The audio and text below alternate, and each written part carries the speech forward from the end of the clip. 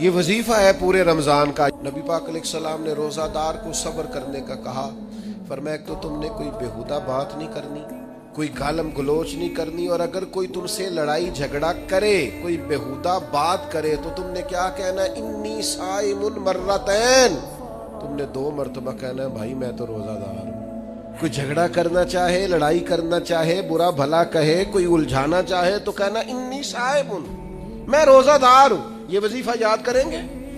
کیا کہنا ہے؟